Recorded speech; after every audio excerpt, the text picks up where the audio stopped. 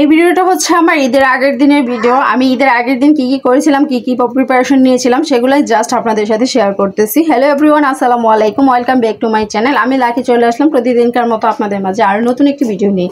তো দেরিতে হলেও এখন আপলোড দেওয়া শুরু করতেছি, কারণ ঈদের দিনের ভিডিওগুলো আমি আপনাদের সাথে জাস্ট শেয়ার করতে পারি নাই, কারণ অনেক ব্যস্ততা ছিলাম। এখনও প্রচুর ব্যস্ততার মধ্যে আমার দিন পার করতে হচ্ছে, তারপরেও শত ব্যস্ততার মাঝে জাস্ট চলে আসলাম। আসলে একটা ভিডিও আপলোড করার পেছনে অনেক কাহিনী থাকে, অনেক পরিশ্রম থাকে, সেটা তো অনেকেই হয়তো বুঝে না বুঝেই আপনারা অনেক ধরনের কমেন্টস করে ফেলেন, বা না বুঝে আপনারা অফ ক্যামেরা বা অন ক্যামেরা দুটাতেই অনেক সমালোচনার ঝড় উঠিয়ে দেন।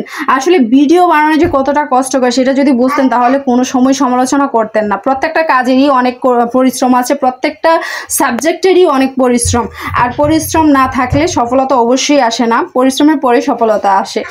কথায় আছে না, কষ্ট না করলে কষ্ট না করলে কেষ্ট মেলে না, এরকম আর কি।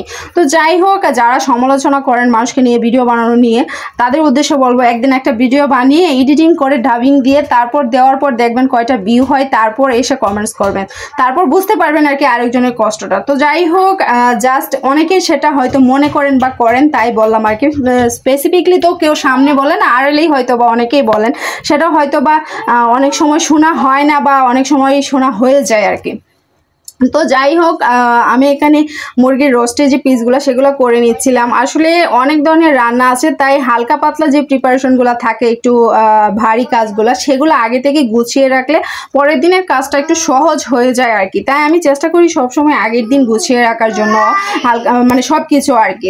তো পরের দিন রান্না করতে বিষয়টা অনেকটাই সহজ হয়ে যায় এবং খুব তাড়াতাড়ি হয়ে যায় আর কি, নাহলে তো অনেক দেরি হয়ে যায়, কারণ ঈদের দিন ন্যাচারালি অনেক ধরনের রান্নাই থাকে। তো যাই হোক, আমি এখানে মাংসের পিসগুলো করে নিচ্ছি। এখানে আমি 5টা মুরগি নিয়েছি, রোস্টেড পাকিস্তানি মুরগি, প্রায় 1 কেজি করে। আমি এগুলোকে 4 পিস করে নিচ্ছি, এক একটা মুরগি 4টা পিস হবে। 5টা মুরগি যেহেতু, আমার এখানে 20 পিস রোস্টেড মুরগি হবে আর কি। তো যাই হোক, আমার কাটা শেষ। এখন আমি এটাকে ধুইতে দিয়ে দিব, অন্য সাইডে রেখে দিব। তারপর আমি পোলট্রি মুরগি যেটা, সেটা কেটে নিচ্ছি। তো পোলট্রি মুরগিটা যেহেতু একটু ওজন ছিল, প্রায় 3 কেজির কাছাকাছি ছিল, সেহেতু আমার এটাকে তুলতে, পরিষ্কার করতে, কাটতে একটু কষ্ট হচ্ছিল, নাজেহাল অবস্থা আর কি, যেহেতু একটু ওজন ছিল আর কি। ন্যাচারালি আমি দেখতে যতটা মোটা আর ততটা শক্তিশালী না আর কি, বুঝাইতে পারছি আপনাদেরকে। তো যাই হোক, যেহেতু আমি তেমন একটা শক্তিশালী না, সেহেতু আমার কাটতে গিয়ে একটু নাজেহাল অবস্থা ছিল আর কি, দৌড়তে একটু পরপর হাত থেকে পড়ে যাচ্ছিল আর কি।